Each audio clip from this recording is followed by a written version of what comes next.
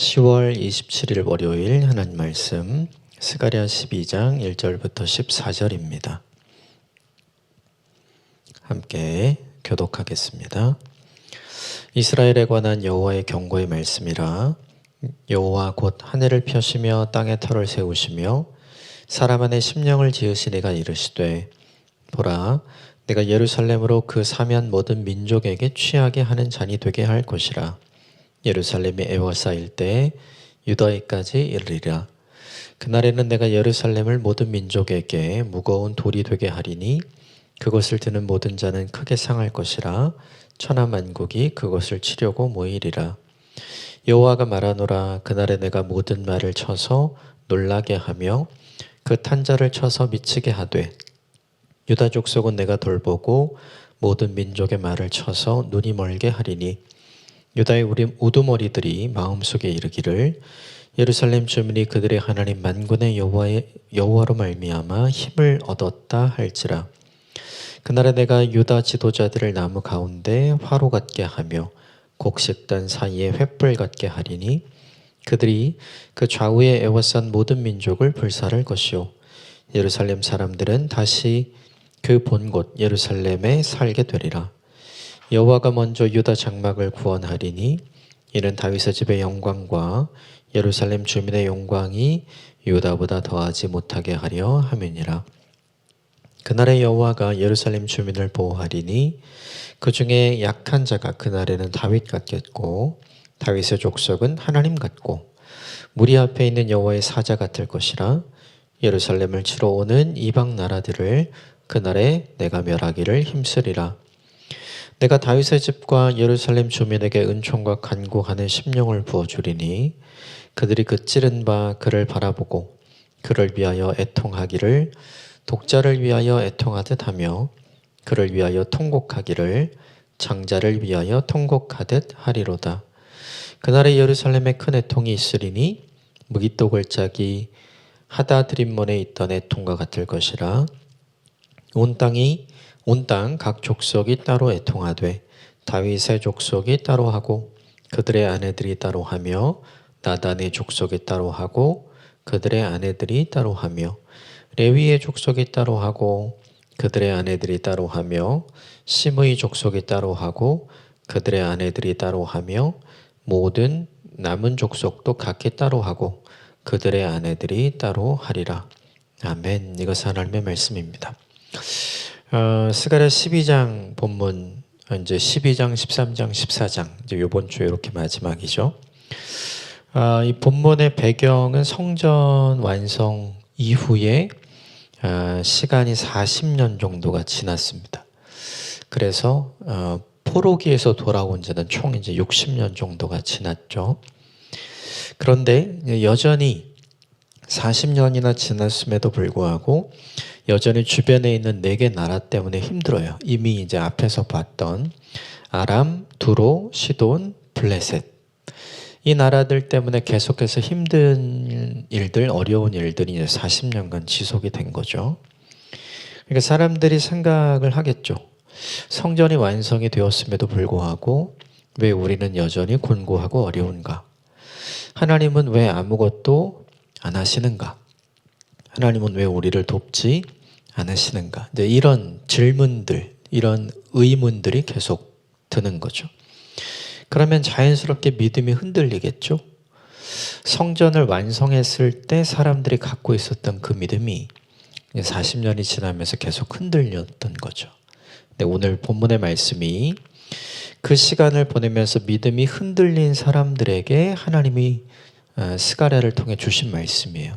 오늘 본문은 앞으로 하나님이 행하실 7가지의 일에 대한 이야기가 나와 있고 그 일을 통해서 하나님께서 유다 백성에게 구체적으로 행하실 일이 무엇인지에 대한 이야기가 나오는데 오늘 본문을 보면 사람들이 다 의문을 갖고 있었던 질문들에 대한 답이 오늘 본문에 나옵니다.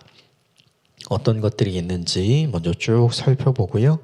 그리고 제일 마지막에 같이 좀 몇 가지 적용할 것들을 같이 적용해 보도록 하겠습니다. 하나님이 행하실 7가지 일이 나오는데 먼저 첫 번째는 2절에 나옵니다. 2절 같이 읽읍시다. 시작. 보라 내가 예루살렘으로 그 사면 모든 민족에게 취하게 하는 잔이 되게 할 것이라. 예루살렘이 에워싸일 때 유다까지 이르리라. 예루살렘이 포위는 되겠지만 예루살렘을 포위한 자들에게 예루살렘이 취하는 잔이 되게 하겠다. 그러니까 예루살렘을 포위한 자들이 오히려 더 혼란하게 될 것이다. 이런 이야기를 하시죠. 이거는 예루살렘 사람들이 할 수 있는 일은 아니에요. 그들을 공격하려고 포위했는데 오히려 포위한 사람들이 위험하게 될 거다. 무기력하게 될 거다. 라는 이야기를 하니까요. 두 번째는 3절입니다. 시작. 그날에는 내가 예루살렘을 모든 민족에게 무거운 돌이 되게 하리니 그것을 드는 모든 자는 크게 상할 것이라. 천하만국이 그것을 치려고 모이리라. 바로 그 포위되는 그때 예루살렘을 무거운 돌이 되게 하겠다. 그러니까 움직이지 못하게 하겠다. 움직이지 못하는 돌이 되게 하겠다죠. 또 움직이려고 시도하는 자들은 본문에 보면 크게 상할 것이다. 이렇게 돼 있죠. 그러니까 예루살렘을 치는 자가 오히려 더 크게 피해를 입게 될 것이다. 이것도 예루살렘 사람들, 유다 민족이 할 수 있는 일이 아니죠. 하나님이 하시겠다고 한 일이에요. 세 번째는 4절에 나옵니다. 같이 읽읍시다. 시작. 여호와가 말하노라. 그날에 내가 모든 말을 쳐서 놀라게 하며 그 탄자를 쳐서 미치게 하되 유다 족속은 내가 돌보고 모든 민족의 말을 쳐서 눈이 멀게 하리니. 그러니까 예루살렘을 포위하고 공격하는 치려고 오는 자들의 탄 말 있잖아요. 이게 군사력을 의미하는 거죠. 그 군대를 상징적으로 의미하는 그 말을 하나님께서 뭐라고 말씀하셨냐면 그 말을 치겠고 눈이 멀어지게 하겠다. 앞을 보지 못하게 하겠다. 그러니까 오히려 예루살렘을 치러 온 군대가 이제 위험해지는 거죠. 그들이 가지고 있던 능력을 다 상실하게 되는 거죠. 이 말은 바꾸어 말하면 상대편의 군대는 내가 칠 것이고 그리고 유다는 내가 보호할 것이다. 이런 의미가 되겠죠. 자, 네 번째는 5절입니다. 같이 읽읍시다. 시작. 유다의 우두머리들이 마음속에 이르기를 예루살렘 주민이 그들의 하나님 만군의 여호와로 말미암아 힘을 얻었다 할지니라. 포위당하고 자신을 둘러싼 군대의 숫자 때문에 이 말들 때문에 굉장히 두려워하고 낙심했던 유다의 리더들이 있죠. 그런데 그 사람들이 뭐라고 얘기하냐면 하나님 때문에 우리가 힘을 얻었다. 하나님이 우리를 도우신다. 지금까지는 왜 하나님이 우리를 돕지 않으시나? 왜 그냥 두시나? 이런 생각했잖아요. 그런데 그 생각을 바꾸게 될 거다. 네 번째 일이고요. 그리고 다섯 번째 일은 이제 6절, 7절에 나오는데요. 6절만 같이 읽어보겠습니다. 시작. 그날에 내가 유다 지도자들을 나무 가운데 화로 같게 하며 곡식단 사이에 횃불 같게 하리니 그들이 그 좌우에 에워싼 모든 민족들을 불살을 것이요 예루살렘 사람들은 다시 그 본 곳 예루살렘에 살게 되리라. 나무 가운데 화로 같게 하고 곡식단 중에 횃불 같게 하겠다. 그러니까 모든 것을 태워버릴 수 있는 힘과 원동력을 가진 중심에 선 사람들이 되는 거죠. 다시 말하자면 유다의 지도자들이 이제 더 이상 두려워 떨어야 될 존재가 아니라 오히려 그들이 강력해지는 존재가 될 거다. 이렇게 이야기하죠. 여섯 번째 약속은 8절에 나옵니다. 8절 같이 읽읍시다. 시작. 그날에 여호와가 예루살렘 주민을 보호하리니 그 중에 약한 자가 그날에는 다윗 같겠고 다윗의 족속은 하나님 같고 무리 앞에 있는 여호와의 사자 같을 것이니라. 예루살렘 사람들의 고민을 스스로 약하다고 생각하는 거잖아요. 그 주변의 내 나라의 공격에 늘 당하는 사람들이었잖아요. 그런데 하나님께서 이렇게 하신답니다. 약한 자도 그날에는 다윗과 같다. 사람들이 생각하는 이스라엘의 가장 강력했던 때의 가장 강력한 사람, 그 사람이 다윗이잖아요. 그러니까 약한 자도 그날에는 다윗과 같아질 거다. 놀라운 일이죠. 자기들 스스로는 굉장히 약하다 생각을 하고 있는데 하나님께서 자신들을 강자로 만들어 주시겠다. 이 약속을 받은 거죠. 생각만 해도 좋겠죠. 그죠? 자, 7번째는 9절에 나옵니다. 같이 읽읍시다. 시작. 예루살렘을 치러 오는 이방 나라들을 그날에 내가 멸하기를 힘쓰리라. 예루살렘을 공격하는 사람들을 왜 하나님 그냥 두시나? 사람들이 다 이렇게 생각했는데 오늘 하나님 약속은 내가 그들을 멸할 것이다. 7가지의 약속은 모두 다 현재 일어났으면 너무 좋은 것들이죠. 그런데 오늘 본문엔 다 그날에 앞으로 너에게 이렇게 할 거야, 이렇게 약속하시는 거죠. 우리 스가랴서를 계속해서 보면서 사람들이 바라고 원하는 건 현실의 변화였어요. 근데 하나님은 현실을 변화시켜 주시지 않으시죠?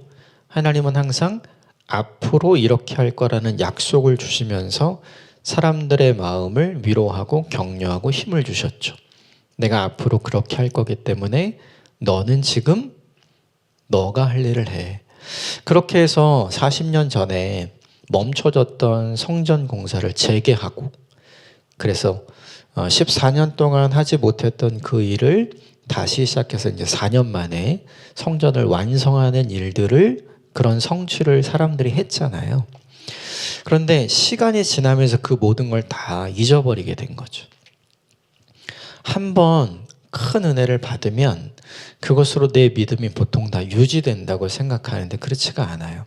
시간은 우리 편이 아니고 시간이 지나면 점점 우리는 은혜를 잊어버리거든요. 근데 그럴 때 하나님이 어떻게 하시는가?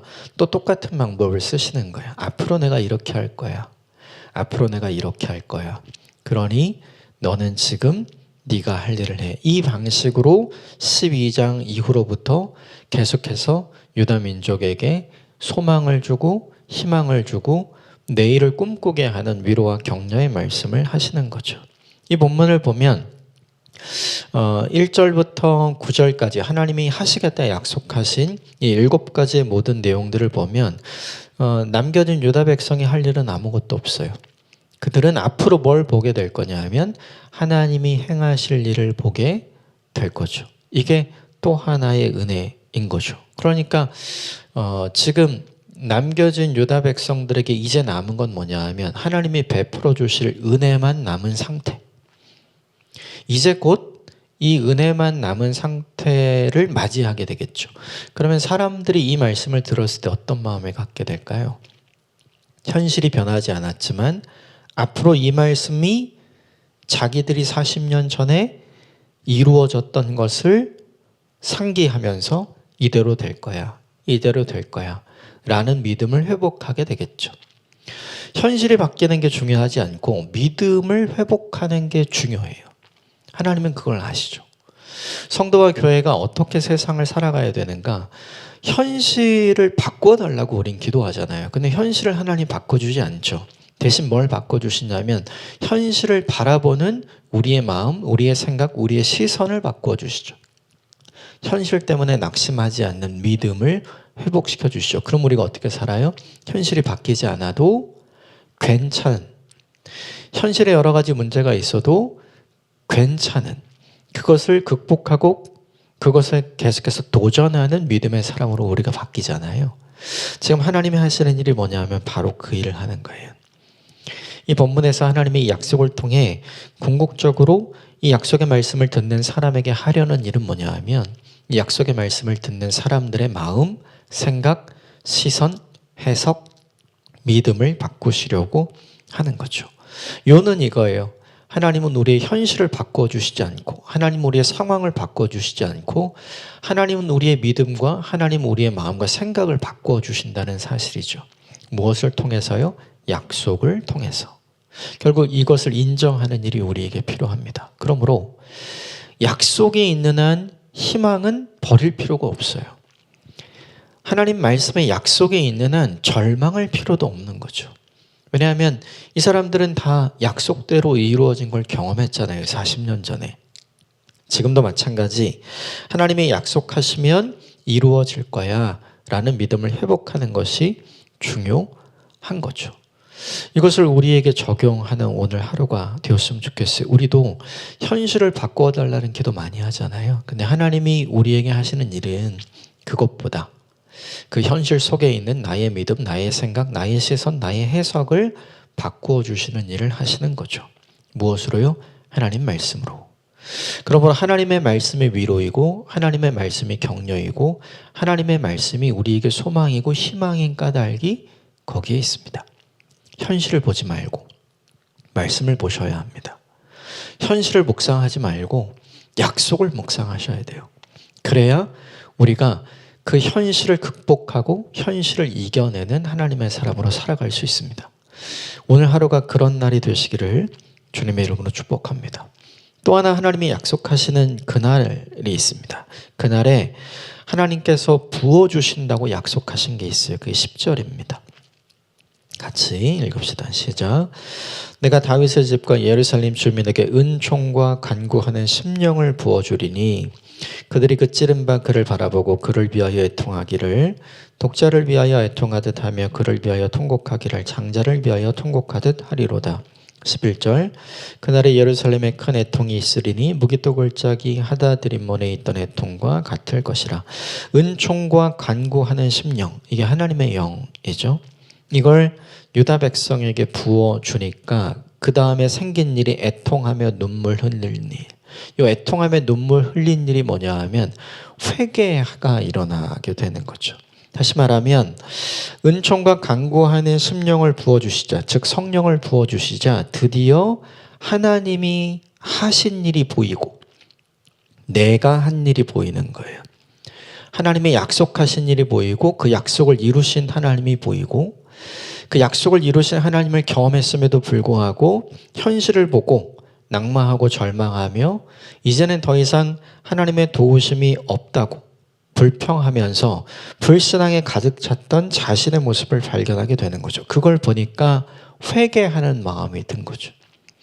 이 회개하는 마음이 12절부터 14절까지 보면 위에서부터 아래로 쭉 연결이 됩니다.